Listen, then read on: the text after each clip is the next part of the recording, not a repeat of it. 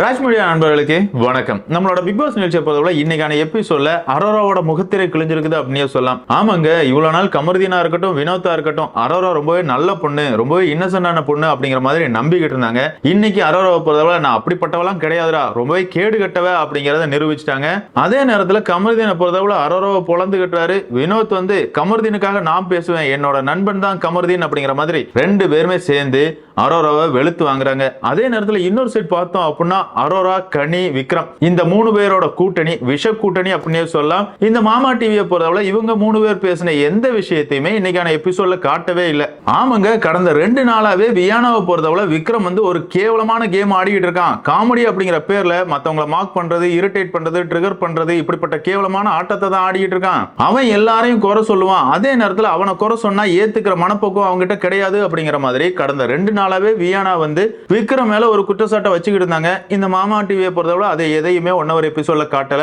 அதே நேரத்தில் இன்னைக்கான எபிசோட்ல விக்ரம் கதறி கதறி அல்றதெல்லாம் காட்டியிருக்காங்க. என்னதான் இருந்தாலும் பாக்குற மக்களுக்கு தெரியாதாங்க, 24/7 பார்த்துட்டு இருக்காங்க. எவன் எப்படிப்பட்டவன், எவன் எப்படிலாம் கேம் ஆடி இருக்கா அப்படிங்கிறது எல்லாமே பாக்குற மக்களுக்கு தெரியும். விஜய் டிவியை பொறுத்தவரை விஜய் டிவி ப்ராடக்ட்டை காப்பாற்றணும் அப்படிங்கிறதுக்காக ரொம்பவே கேவலமான டிராமா எல்லாம் நடத்திட்டு தான் இருக்கிறாங்க. என்னதான் இருந்தாலும் இன்னைக்கான எபிசோட பொறுத்தவரை என்னெல்லாம் நடந்துச்சு அப்படிங்கிறத டீட்டெயிலா பார்த்துலாம். வீடியோக்குள்ள போறதுக்கு முன்னாடி நம்ம சேனலுக்கு நீங்க புதுசா இருந்தீங்க அப்படின்னா மறக்காம சப்ஸ்கிரைப் பண்ணிருங்க. வாங்க வீடியோக்குள்ள போலாம். அதாவது இன்னைக்கான எபிசோட பொறுத்தவரை ஸ்டார்ட் ஆகும் போதே பிக் பாஸ் கொடுத்த டாஸ்க் தான் காட்டுறாங்க. வேற ஒன்றும் இல்லைங்க, ஃபைனல் ஸ்டேஜில் விஜய் சேதுபதி சார் கையை பிடிச்சிட்டு நிற்க போற 2 போட்டியாளர்கள் யாரு உங்க கெஸ்ஸிங்ல அப்படிங்கிற மாதிரி கேள்வியை கேட்கிறாரு. இதுல எல்லாருமே அவங்களோட பேரையும் அவங்க கூட நிக்கிறதா இன்னொரு ஆள் பேரையும் சொல்றாங்க. அதிகப்படியான நபர்கள் வினோத்தோட பேரை சொல்றாங்க. இதை பார்த்த உடனே ஆதிரைக்கு பொறுக்க முடியல அப்படின்னு சொல்லலாம். ஆதிரையை பொறுத்தளவுல எழுந்து பொங்கிக்கிட்டு இருக்காங்க. ஒருத்தர் காமெடி பண்றாரு அப்படிங்கிறதுக்காக அவருக்கு டைட்டில் வின்னர் பட்டத்தை எடுத்து கொடுத்துடலாமா? எல்லாருமே அவர் நல்லவர் அப்படிங்கிற மாதிரி நம்பிக்கிட்டு இருக்கீங்க. அவர் அப்படிப்பட்டவெல்லாம் கிடையாது, அவர் ரொம்பவே கேவலமா கேம் ஆடிக்கிட்டு இருக்காரு. திவாகர் கிட்ட வினோத் நடந்துகிட்டவே தான் ரொம்பவே தவறு. திவாகரை பல இடங்களில் மார்க் பண்ணாரு, இரிட்டேட் பண்ணாரு. இவர் தான் வாண்டடா பல பிரச்சனைகளை கிரியேட் பண்ணாரு. ஆனா இவரோட உண்மை முகம் தெரியாம இவர் ஒரு காமெடியன் அப்படிங்கிற மாதிரி நீங்க எல்லாருமே நம்பி ஏமாந்துகிட்டு இருக்கீங்க அப்படிங்கிற மாதிரி ஆதிரை பேசுறாங்க. என்ன ஆதிரை, நீங்களா திவாகருக்கு சொம்பு தூக்குறீங்க அப்படிங்கிற மாதிரி இருந்துச்சு. ஆமா தானங்க, எவிட்டாய் வெளியே போறதுக்கு முன்னாடி வர திவாகர் மாதிரி ஒரு கேவலமான ஒரு நபருக்கு இந்த பிக் பாஸ் வீடு தகுதியற்றது, இந்த வாய்ப்பை அவருக்கு கொடுத்திருக்க கூடாது அப்படிங்கிற மாதிரி திவாகரை கழுவி கழுவி ஊத்துனாங்க ஆதிரை. இப்போ ரீஎன்ட்ரி கொடுத்ததுக்கு அப்புறமா திவாகர் நல்லவர், வினோத் கெட்டவர் அப்படிங்கிற மாதிரி இந்த ஆதிரை வந்து ஒரு அஜெண்டாவை பரப்பிட்டு இருக்காங்க. வேற ஒண்ணும் இல்லைங்க, திவாகருக்கும் ஒரு செட் ஆஃப் ஆடியன்ஸ் இருக்காங்க. அந்த ஆடியன்ஸை கவரணும் அப்படிங்கறதுக்காக ஆதிரை இவ்வளவு கேவலமான ஒரு டிராமாவை போட்டுட்டு இருக்காங்க. அது மட்டும் இல்லாம இந்த மாமா டிவியை பொறுத்தவரை தன்னோட ப்ராடக்ட்டுக்கு எப்படியாவது டைட்டில் வின்னர் பட்டம் போகணும் அப்படிங்கிறது தான் அவங்களோட கேவலமான திட்டமா இருக்கும். ஆமாங்க, விஜய் டிவியை பொறுத்தவரை அவங்களோட ப்ராடக்ட்டுக்கு தான் டைட்டில் வின்னர் பட்டம் கொடுக்கணும் அப்படிங்கிறது தான் அவங்களோட எண்ணமா இருக்கும். அந்த வகையில் பார்த்தோம் அப்படின்னா இந்த சீசனை பொறுத்தவரை கிட்டத்தட்ட 8 நபர்கள் விஜய் டிவில சீரியல் நடிக்கிற போட்டியாளர்கள் இன்னும் பிக் பாஸ் வீட்டுக்குள்ள இருக்கிறாங்க. ஆனா அவனுக்கு கண்டென்ட் எதுவுமே கொடுக்கல. பாரு இல்லனா இவனை எங்க இருக்கிறானுங்களே தெரியாம போயிடும். அந்த அளவு கேவலமா தான் இருக்கிறானுங்க. அதுவும் இல்லாம சபரி எல்லாம் என்னத்த பண்றாரு அப்படிங்கறது தெரியல. அதே நேரத்துல வினோத்தா இருக்கட்டும், பார்வதியா இருக்கட்டும், இவங்க 2 பேருக்குமே மக்கள் மத்தியில ஆதரவு அதிகமாயிட்டே இருக்குது. அந்த ஆதரவை எப்படியாவது அடிச்சு உடைக்கணும் அப்படிங்கிறதுக்காக தான் ஆதரையே மறுபடியும் விஜய் டிவி களம் இறக்கிருக்காங்க அப்படின்னே சொல்லலாம். ஆனா அதெல்லாம் மக்கள் கிட்ட செல்லுபடியே ஆகாது அப்படின்னே சொல்லலாம். என்னதான் இருந்தாலும் இந்த இடத்துல ஆதிரை வந்து வினோத் மேல குறைகளா சொல்லும் போது வினோத்தை பொறுத்தவரை என்னமா நீ இப்படிலாம் பேசிட்டு இருக்க, நீ எப்படிப்பட்டவ அப்படிங்கறத நான் சொல்லட்டுமா அப்படிங்கிற மாதிரி அவரும் வீம்புக்கு எழுந்து பேசுறாரு. அந்த இடத்துல அரோராவா இருக்கட்டும், விக்ரமா இருக்கட்டும், ஆதிரையை பேச விடுங்க, நீங்க எதுக்காக இப்படி தடுக்கிறீங்க அப்படிங்கிற கேட்கறாங்க. கமருதீனுமே ஆதிரை பேசி முடிக்கட்டும், நீ கொஞ்சம் பொறுமையா இருந்துச்சான் அப்படிங்கிற மாதிரி சொல்றாரு. ஒரு கட்டத்துல அரோரா வந்து நீங்க இப்படிதான் பண்றீங்க, யாரையுமே பேச விட மாட்டேங்க, இப்படிதான் யார் பேசினாலும் இடைமறிக்கிறீங்க அப்படிங்கிற மாதிரி அரோராக்கா பொங்குறாங்க. அதுக்கப்புறமா பார்த்தோம் அப்படின்னா கமருதீன், அரோரா, வினோத் இந்த 3 பேருமே பேசுறாங்க. இந்த இடத்துல ஆதிரை பேசுனதுல எந்த தப்புமே கிடையாது. வினோத் நீங்க இப்படிதான் கேம் ஆடிக்கிட்டீங்க அப்படிங்கிற மாதிரி கிட்டத்தட்ட 1/2 மணி நேரம் அரோரா வந்து ஆர்குமெண்ட் எல்லாம் பண்ணாங்க. அது எதையுமே இன்னைக்கான எபிசோட்ல காட்டல அப்படின்னே சொல்லலாம். ஆமாங்க, பலூனக்காவை பொறுத்தவரை எதை காட்டி பிக் பாஸ் வீட்டுக்குள்ள வந்தாங்க, ஆபாசத்தை காட்டி தான் வந்தாங்க. இந்த மாமா டிவியை பொறுத்தவரை அந்த ஆபாசம் தேவைப்படுது. அதனால அரோராவை நல்லவளா காட்டணும் அப்படிங்கிற மாதிரி முடிவு பண்ணிருக்காங்க. என்னதான் இருந்தாலும் அரோரா பேசுனது எல்லாத்துக்குமே அந்த இடத்துல வினோத் வந்து தரமான பதிலடி கொடுத்தாரு அப்படின்னே சொல்லலாம். இப்படி இந்த சண்டெல்லாம் முடிஞ்சதுக்கு அப்புறமா பார்வை பொறுத்தவரை வினோத் கிட்ட ஒரு அட்வைஸ் கொடுக்குறாங்க. எப்பா வினோத் கொஞ்சம் பார்த்து சூதானமா நடந்துக்க, இவ்வளவு நாள் உன் பின்னாடியே சுத்தினவங்க தான் டாஸ்க்னு வரும்போது இந்த இடத்துல உன்னை இழிவுபடுத்துறாங்க. இதுல இருந்தே அவங்க உன்னை எந்த இடத்துல வச்சிருக்காங்க அப்படிங்கறத புரிஞ்சுக்கிட்டு கேமா பார்த்து விளையாடு, இனியாவது கொஞ்சம் சூதானமா இருந்துக்க அப்படிங்கிற மாதிரி பாரு வந்து அட்வைஸ் கொடுத்துட்டு இருக்காங்க. இந்த இடத்துல பாரு சொன்னதுல எந்த தவறுமே இல்ல. எதுக்காகனா அரோராவை பொறுத்தவரை கமர்தீனா இருக்கட்டும் வினோத்தா இருக்கட்டும் என்னோட செல்ல குட்டிகள் அப்படிங்கிற மாதிரி சொல்லிக்கிட்டு எப்ப பாரு அவனுங்க மடியில இவங்க படுக்கிறது என்ன, இவங்க மடியில அவனுங்க படுக்கிறது என்ன, இப்படிதான் கண்டென்ட் கொடுத்துட்டு இருந்தாங்க. ஆனா இந்த இடத்துல ஆதிரை வந்ததுக்கு அப்புறமா அரோராவை பொறுத்தவரை நான் தனியா கேம் ஆடுறேன்ப்பா, எனக்கு யாருமே தேவை கிடையாது, நான் வேற லெவல்ல மாஸ் பண்ண போறேன் அப்படிங்கிற மாதிரி ஒரு கேவலமான கேம் பிளே பண்ணிட்டு இருக்காங்க. இததான் இந்த இடத்துல பாரு வந்து வினோத் கிட்ட சொல்லிட்டு இருக்காங்க. இத கிச்சன்ல நின்னு கேட்டுக்கிட்டு இருந்த கோலுமூட்டி திவ்யாவை பொறுத்தவரை அரோராவை கூப்பிட்டு சொல்றாங்க, அரோரா உன்னை பத்தி பாரு கேவலமா பேசுறா, நீயே கேளு அப்படிங்கிற மாதிரி சொல்றாங்க. அரோராவும் கேக்குறாங்க. அந்த இடத்துல பாரு ஓப்பனாவே சொல்றாங்க, நம்ம கூடயே தான் சுத்திக்கிட்டு இருப்பாங்க, ஆனா தக்க தருணம் வரும்போது நமக்கே ஆப் அடிச்சிருவாங்க, எல்லாருமே கேமா பார்த்து தான் விளையாடுறாங்க, நீ கொஞ்சம் சூதானமா இருந்துக்க அப்படிங்கிற மாதிரி நான் வினோத்துக்கு அட்வைஸ் பண்ணேன், ஆனா நான் யாரையுமே குறிப்பிடல, கொஞ்சம் கவனமா இருங்க அப்படிங்கறது தான் சொன்னேன் அப்படிங்கிற மாதிரி பாரு சொல்றாங்க. அந்த இடத்துல அரோராவை பொறுத்தவரை நீ என்னதான் சொன்ன அப்படிங்கிற மாதிரி தாம் தூம்னி கத்துறாங்க. பாருவை பொறுத்தவரை நான் உன் பேரையே சொல்லலையே, ஒன்னதான் சொன்னேன் அப்படிங்கிற மாதிரி நீ எப்படி மீன் பண்ற அப்படிங்கிற மாதிரி கேக்குறாங்க. அதுக்கு அரோராவை பொறுத்தவரை இவ்வளவு நேரம் நான் தான் வினோத்துக்கு அட்வைஸ் பண்ணேன் அப்படிங்கிற மாதிரி சொல்றாங்க. அந்த இடத்துல பாருவை பொறுத்தவரை நீ மட்டுமா அட்வைஸ் பண்ண, 4 பேர் அட்வைஸ் பண்ணாங்க, யாரா வேணாலும் இருக்கலாமே, உனக்கு எதுக்கு பத்திக்கிட்டு வருது அப்படிங்கிற மாதிரி கேக்குறாங்க. இருந்தாலும் அரோராவை பொறுத்தவரை விடுற மாதிரிலாம் இல்ல, நீ தான் பண்ற, நீ தான் இப்படி ஜாட மாடியா பேசுறாளு, உன்னை பொறுத்தவரை நேரா பேசுறதுக்கு தைரியம் இல்லையா, ஆணையா பூனையா அப்படிங்கிற மாதிரி அரோரா பெரிய ரவுடிஸ் எல்லாம் பண்றாங்க. இதெல்லாம் பார்க்கும்போது நமக்கெல்லாம் செம காமெடியா இருந்துச்சு அப்படின்னு சொல்லலாம். ஆமாங்க, 60 நாள் எங்கெங்க போனாங்க அரோரா, ஆம்பளை பொறுக்கி மாதிரி ஒவ்வொரு வாரம் ஒவ்வொரு ஆண் கூட சுத்திக்கிட்டு இருந்தாங்க. இந்த அம்மா இந்த இடத்துல பார்வை கிழிக்கிறாங்களா. என்னதான் இருந்தாலும் பாக்குற ரசிகர்களை பொறுத்தவரை அரோரா பலூனக்கா நீ அக்கா இப்படி அப்படிங்கிற மாதிரி தான் இப்ப பலூனக்காவை தான் எல்லாரும் போட்டு பொழந்துகிட்டு இருக்காங்க அப்படின்னு சொல்லலாம். இப்படி இந்த பிரச்சனை நடந்துகிட்டு இருக்கும்போது வியானாவை பொறுத்தவரை வினோத் மட்டுமே இப்படிப்பட்ட வேலைகளை பண்ணல, காமெடி அப்படிங்கிற பேர்ல பல பேர் வந்து பல பேரை பல இடத்துல இழிவுபடுத்திக்கிட்டு தான் இருக்கிறாங்க அப்படிங்கிற மாதிரி விக்ரம தாக்குறாங்க. விக்ரமுக்கு புரிஞ்சு போகுது, நான் என்னமா பண்ணேன் அப்படிமா கேட்கிறாரு. அந்த இடத்துல வியானா ஓப்பனாவே சொல்றாங்க, நீங்களும் அதே வேலையை தான் பண்ணிடுறீங்க, காமெடி அப்படிங்கிற பேர்ல பல இடங்கள்ல பல பேரை காயப்படுத்துறீங்க அப்படிங்கிற மாதிரி சொல்றாங்க. இருந்தாலும் விக்ரம் ஏத்துப்பாரா? ஏத்துக்கவே மாட்டாரு. நான் சிறந்த காமெடியன்பா, நம்புங்கப்பா, அம்மா மேல சத்தியமா நான் காமெடியன்பா அப்படிங்கிற மாதிரி காமெடி பண்ணிட்டு இருக்காரு. இருந்தாலும் வியானா பொறுத்தவரை விக்ரம் நீங்க என்னதான் சொன்னாலும் நீங்க கேவலமா தான் கேம் ஆடிடுறீங்க, இதுதான் உங்களோட கேம் பிளே அப்படிங்கறத உறுதியா சொல்றாங்க. இருந்தாலும் அந்த இடத்துல விக்ரம பொறுத்தவரை நானும் மனுஷன் தான், பல இடங்கள்ல தப்பு பண்ணிருக்கேன், ஆனா அது தப்புன்னு மத்தவங்க சொல்லும் போது நான் மன்னிப்பு கேட்டிருக்கேன் அப்படிங்கிற மாதிரி சொல்றாரு. வியானாவை பொறுத்தவரை எப்ப மன்னிப்பு கேட்டிருக்க, இன்னைக்கு என்கிட்ட ஒரு விஷயத்த பண்ணி மன்னிப்பு கேட்ப, ஆனா நாளைக்கு அதே விஷயத்த பார்வுக்கு பண்ணுவேன், இதுதான் உன்னோட கேம் பிளேயா இருக்குது அப்படிங்கிற மாதிரி போட்டு போலன்னு பொழக்கிறாங்க. ஒரு கட்டத்துல பார்த்தோம் அப்படின்னா இந்த ஜமீன்தார் டாஸ்க்ல தல ரம்யா சொன்னாங்கன்னு விக்ரம் வந்து பாத்ரூம்குள்ள இருந்து ஒரு வாளிய துணியோட எடுத்துட்டு வந்து நடு ரூம்ல வச்சிருப்பாரு. அந்த இடத்துல வியானா சொல்றாங்க, நான் கேட்ட கேள்வி தப்பா கூட இருக்கலாம், அதாவது என்னோட துணின்னு தெரிஞ்சுதான் நீங்க எடுத்துட்டு வந்தீங்க, நான் சொன்னது தப்பா கூட இருக்கலாம், ஆனா நான் அப்படி சொல்லும் போது விமன் கார்டு பாயிற அளவுக்கு ஒரு ஆள் ஒரு கமெண்ட பாஸ் பண்றாங்க. அந்த இடத்துல இருந்த ஒரு நபர் வந்து நீ இப்ப என்ன சொல்ல வர்ற, விக்ரம் வந்து இந்த துணியெல்லாம் எடுத்து பார்த்துட்டு தான் எடுத்துட்டு வந்தாரா அப்படிங்கிற மாதிரி சொன்னாங்க, அதுக்கு எதிராக நீங்க பேசவே இல்லையே அப்படிங்கிற மாதிரி வியானா சொல்றாங்க. உடனே விக்ரம பொறுத்தவரை நீயே கேட்டிருக்கலாமே, நீ எதுக்காக அந்த இடத்துல பேசல அப்படின்னு சொல்லும் போது அது யாரு பேசினாங்க அப்படிங்கிறது எனக்கு தெரியாது அப்படிங்கிற மாதிரி சொல்றாங்க. இருந்தாலும் இந்த இடத்துல விக்ரம் வந்து நீ சொல்லும் போதே நான் உடஞ்சிட்டேன், ஜோன் அவுட்டுக்கு போயிட்டேன், அங்க என்ன நடந்துச்சு அப்படிங்கறதே எனக்கு தெரியாது அப்படிங்கிற மாதிரி உருட்டுறாரு. வியானாவை பொறுத்தவரை எல்லாருக்கும் நல்லவன் அப்படிங்கிற மாதிரி நடிக்கிற நீ அந்த இடத்துல அந்த நபருக்கு எதிராக கேள்வி கேட்கவே இல்லை, அதனால நான் கேட்டது சரிதான் அப்படிங்கிற மாதிரி சொல்லிட்டு கிளம்பிடுறாங்க. உடனே அந்த இடத்துல விக்ரம் வந்து என் மேல போடுற பழியெல்லாம் போட்டுட்டு நின்னு பேசாம அப்படியே போய்கிட்டு இருக்கே, இது எந்த விதத்துல நியாயம், இப்படி போனா நீ ஜெயிச்சிட்டியா, நீ சொல்றதெல்லாம் சரியா அப்படிங்கிற மாதிரி காட்டு கத்துறாரு.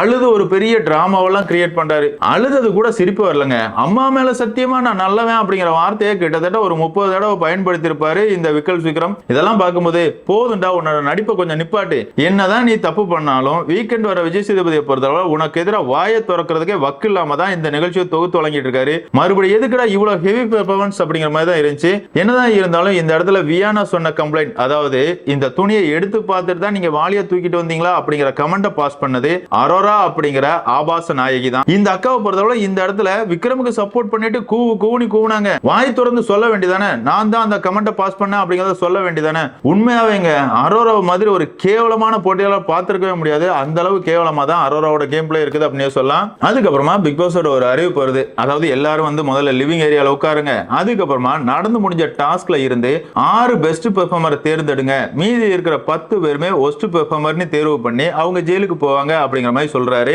அதன் அடிப்படையில் ஒவ்வொரு போட்டியாளரும் 6 நபர்கள் அவங்களோட பேரை சொல்றாங்க. கடைசியா பார்த்தோம் அப்படின்னா விக்ரம், சபரி, கனி, பிரஜின், சாண்ட்ரா, அரோரா இந்த 6 பேரையும் பெஸ்ட் பெர்ஃபார்மரா தேர்ந்தெடுக்கிறாங்க. எப்பா உங்களுக்கு மனசாட்சி இல்லையாப்பா? சபரி எல்லாம் என்னப்பா பண்ணாரு? டாஸ்க் எல்லாம் சிறப்பா தான் விளையாண்டாரு, அதுக்காக பெஸ்ட் பெர்ஃபார்மர் கொடுக்குற அளவுக்கு சபரி எதையுமே கிளிக்கலையே அப்படிங்கிற மாதிரி தான் இருந்துச்சு. அதே மாதிரி தான் இந்த அரோராக்காவை பொறுத்தவரை டாஸ்க் நடந்து இருக்கும்போது பல நேரங்கள்ல தூங்கிட்டு தான் இருந்தாங்க. இவங்களெல்லாம் எப்படிடா பெஸ்ட் பெர்ஃபார்மரா தேர்ந்தெடுத்தீங்க அப்படிங்கிற மாதிரி தான் இருந்துச்சு. என்னதான் இருந்தாலும் இந்த 6 பேரும் பெஸ்ட் பெர்ஃபார்மரா தேர்ந்தெடுக்கப்படுறாங்க. அதே நேரத்தில் மீதி இருக்கிற 10 நபர்களுமே ஒஸ்ட் பெர்ஃபார்மர். உங்களை பொறுத்தவரை உங்களுக்கு ஒரு ஸ்லேட் கொடுப்பேன், நீங்க ஒஸ்ட் பெர்ஃபார்மர் ஆறதுக்கு என்ன காரணம் அப்படிங்கிற மாதிரி காரணத்தை எழுதி அந்த ஸ்லேட்டை கழுத்துல தொங்க போட்டுக்கணும் அடுத்த அறிவிப்பு வர வரைக்கும் அப்படிங்கிற மாதிரி ஒரு பனிஷ்மெண்ட்டையும் கொடுக்குறாரு. அதுக்கப்புறம் பார்த்தோம் அப்படின்னா கமருதீன், அரோரா இந்த 2 பேருக்கு இடையில மோதல் வருது. அதாவது கமருதீனை பொறுத்தவரை ஆதிரை இருக்கும் போது அரோரா என்னெல்லாம் பேசினாங்களோ அதை வச்சு சில பிரச்சனைகள் கிளப்புறாரு. ஒரு கட்டத்துல ஆதிரை கிட்டையும் சொல்றாரு, எதுக்கு நீ தேவையில்லாம மத்தவங்க விஷயத்துல தலையிடுற? நானும் அரோராவும் ஃப்ரெண்டா இருக்கோம், இதுல நீ வந்து அரோராவை தூண்டி விட வேண்டிய அவசியம் உனக்கு என்ன இருக்குது? நீ தான் வாண்டடா பல பிரச்சனையை கிளப்புறா அப்படிங்கிற மாதிரி ஆதிரியிட்ட சொல்றாரு. அந்த இடத்துல ஆதிரியை பொறுத்தவரை நான் என்ன பண்ணேன், நான் எதுவுமே பண்ணல அப்படிங்கிற மாதிரி அந்த அம்மா உலகமாக நடிப்பு நடிக்கிறாங்க. ஒரு கட்டத்துல கமருதீன் வந்து சாரிமா மன்னிச்சிருங்க அப்படிங்கிற மாதிரி அரோரா காலில் விழுறாரு. விழுந்துட்டு பாத்ரூம் ஏரியாவுக்கு போறாரு. போய் அரோரா மேல செமகான்ல இருக்கிறாரு. பிரசிடென்ட் எல்லாம் களி ஊத்திட்டு இருக்காரு. இவெல்லாம் ஒரு ஆளா, இவ கூட போய் நட்பா இருந்தா பாரு அப்படிங்கிற மாதிரி புலம்பிட்டு இருக்காரு. அந்த இடத்துக்கு அரோராவும் போறாங்க. கமருதீன் அவ்வளவு கோவப்படுறது அரோராவுக்கு காமெடியா இருக்குதான். சிரிச்சுக்கிட்டே இருக்கிறாங்க. கமருதீனை பொறுத்தவரை செமகான்ல இருக்கிறாரு.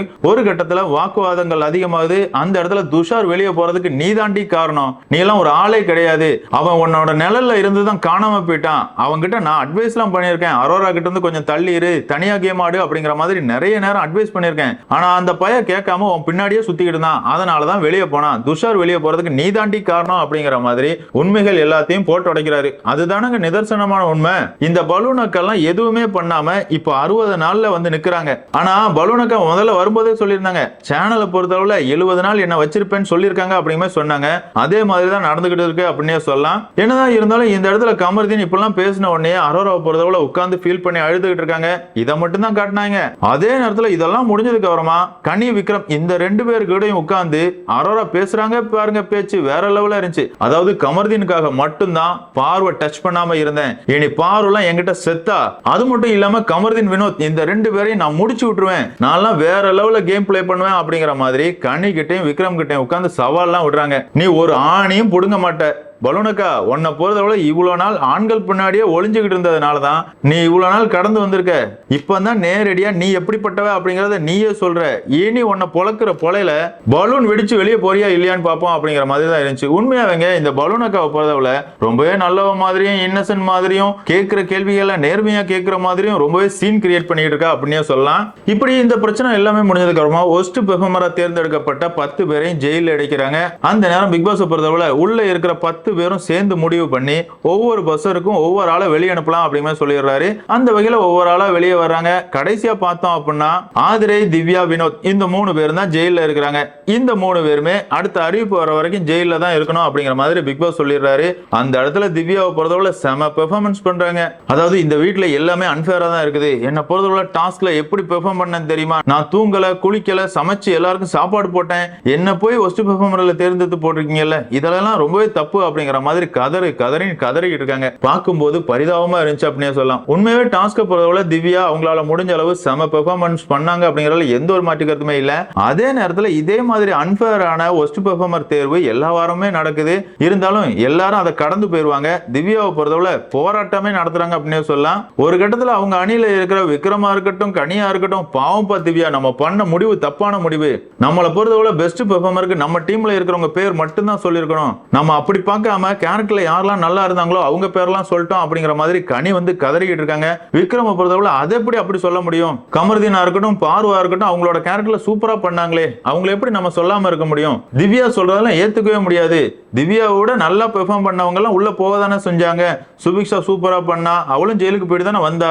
அந்த வகையில திவ்யா சொல்றதெல்லாம் ஏத்துக்க முடியாது. என்னதான் இருந்தாலும் அவங்க அழுறதெல்லாம் பார்க்கும்போது கொஞ்சம் வருத்தமா தான் இருக்குது அப்படிங்கிற மாதிரி இந்த 2 பேரும் பேசிட்டு இருக்காங்க. அதுக்கப்புறமா அரோராவோட ஒரு ஸ்பான்சர் டாஸ்க் வருது. அப்படிங்கிறது அந்த டாஸ்க் தொடங்குறதுக்கு முன்னாடி வியானாவை பொறுத்தவரை ஜெயில் பக்கம் போறாங்க. அந்த இடத்துல ஆதிரை வந்து என்னதான் இருந்தாலும் வியானா நீங்க பண்ணது தப்பு, ரம்யாவோட வினோத் என்ன ஒஸ்ட் பெர்ஃபார்மரா, அப்படி இருக்கும்போது நீ எதுக்காக வினோத்துக்கு ஓட்டு போடாம ரம்யாவுக்கு ஓட்டு போட்டா அப்படிங்கிற மாதிரி கேள்வி கேட்கறாங்க. அந்த இடத்துல வியானா வந்து கண்டிப்பா என்ன பொறுத்தவரை வினோத்தை விட ரம்யா சூப்பரா பெர்ஃபார்ம் பண்ணாங்க, தல பதவியில சூப்பராக கலக்கினாங்க அப்படிங்கிற மாதிரி அவங்க சொல்றாங்க. ஆதிரை வந்து ரம்யா தல பதவியை அவங்க ஒழுங்காவே யூஸ் பண்ணல, ரம்யா தான் ஒஸ்ட் பெர்ஃபார்மருக்கு வந்திருக்கணும், நீ பண்ணது தப்பு அப்படிங்கிற மாதிரி அந்த இடத்துல ஒரு ஆர்குமெண்ட் போகுது. அந்த இடத்துல வியானா ஒண்ணுதான் சொல்றாங்க, ரம்யா தலையா இருந்து பேசுறத யார் தான் காது கொடுத்து கேட்டீங்க அப்படிங்கிற மாதிரி ஒரு கமெண்ட பாஸ் பண்றாங்க. அதுக்கும் திவ்யாவை பொறுத்தவரை பொங்க தொடங்கிறாங்க. பாத்தியா அமைதியா இருக்கிற ரம்யா சொல்லும்போது யாராவது கேட்டீங்களா, நான் கேப்டனா இருக்கும்போது நான் கத்தி பேசினேன், அப்போ எல்லாருமே என்னதான டார்கெட் பண்ணீங்க அப்படிங்கிற மாதிரி எந்த விஷயம் வந்தாலும் தனக்கு சாதகமா அந்த பந்தை திருப்பிடலாம் அப்படிங்கிற மாதிரி திவ்யா ஒரு கேவலமான கேம் ஆடி இருக்காங்க அப்படின்னு சொல்லலாம். என்ன பொறுத்தவரை திவ்யா வந்து சந்தர்ப்பவாதி, எந்த சந்தர்ப்பத்தையும் நமக்கு ஆதரவா திருப்பிடலாம் அப்படிங்கிறதுக்காக அவங்களோட வாக்குவாதத்தை எடுத்து வைக்கிறாங்க. ஆனா அது எல்லாமே ஃபெயிலியர்ல தான் முடியுது. என்னதான் இருந்தாலும் இந்த சீசனை பொறுத்தவரை கண்டென்ட் கியூன் அப்படின்னா கண்டிப்பா அது பாரு மட்டும்தான். பாரு இல்லைன்னா இந்த சீசனே கிடையாது அப்படின்னு சொல்லுவேன். இன்னைக்கு கூட பாருவை வச்சுதான் எல்லா கண்டென்ட்டுமே நடந்துச்சு அப்படின்னு சொல்லலாம். அதாவது அரோரா பாரு சண்டையா இருக்கட்டும், கமருதீன் அரோரா சண்டையா இருக்கட்டும், இல்ல திவ்யா கோழி மூட்டினதா இருக்கட்டும், எல்லாமே பார்வை சுத்தி தான் நடக்குது. பாரு இல்லைன்னா கேமே இல்ல. அதே நேரத்தில் விஜய் டிவி வந்து பார்வை இந்த வாரம் வெளியேற்ற போறாங்கப்பா, இந்த வாரம் எவிக்ஷன்ல பாரு தான் வெளியே போறாங்க அப்படிங்கிற மாதிரி ஒரு ரூமர்லாம் ரொம்பவே வேகமா பரவிட்டு இருக்குது. பார்வை மட்டும் வெளியேற்றினாங்க அப்படின்னா இந்த சீசனை இழுத்து மூடிட்டு போக வேண்டியதான். ஆமா தானுங்க, பார்வை பொறுத்தவரை பாரு ரொம்பவே நல்லவங்க அப்படின்லாம் நான் சொல்லவே வரல. பாருமே பல கேவலமான வேலைகள் பண்றாங்க, கமருதீன் கூட சேர்ந்து காதல் பண்றேன் அப்படிங்கிற மாதிரி பல கன்றாவியான வேலைகள் பார்த்துட்டு இருக்காங்க, அதெல்லாம் மாற்றுக்கிறதே கிடையாது. அதே நேரத்தில் பாரு அப்படிங்கிற ஒரு நபர் இல்ல அப்படின்னா இந்த சீசன் கிடையாது அப்படிங்கிறது என்னோட கருத்து. உங்களோட கருத்துக்களை மறக்காம கமெண்ட்ல மென்ஷன் பண்ணுங்க. இந்த வீடியோ உங்களுக்கு பிடிச்சிருந்தா லைக் பண்ணுங்க, ஷேர் பண்ணுங்க, மறக்காம சேனலை சப்ஸ்கிரைப் பண்ணுங்க. Thank you friends.